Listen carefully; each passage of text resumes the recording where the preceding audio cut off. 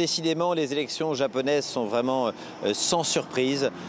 Beaucoup d'analystes pensaient que le parti au pouvoir, le PLD, le parti libéral-démocrate, allait perdre sa majorité absolue, majorité qu'il avait obtenue très confortablement lors des dernières élections, quand Shinzo Abe était le Premier ministre du Japon. Mais finalement, voilà, il se maintient au pouvoir. Cela montre vraiment que la vie politique japonaise est dominée par un seul parti, et c'est assez étonnant. Finalement, il n'y a pas d'alternance au Japon.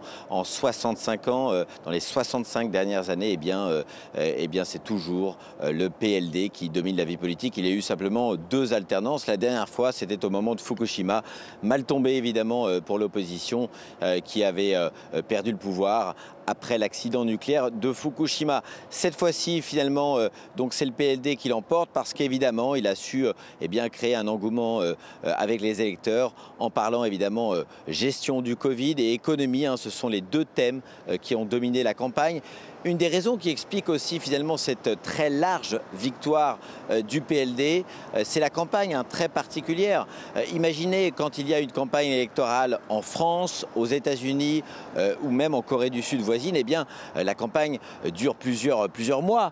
Au Japon, elle n'a duré que 17 jours. Ça veut dire que c'est très difficile dans le scrutin, le système électoral japonais pour l'opposition de susciter un engouement. Encore une fois, encore et toujours, c'est le PLD qui gagne, avec bien sûr un nouveau visage, c'est le Premier ministre Fumio Kishida qui l'emporte, mais c'est un classique du parti. Finalement, il a été ministre des Affaires étrangères sous Shinzo Abe pendant 5 ans, donc vous voyez, rien de nouveau au pays du soleil levant.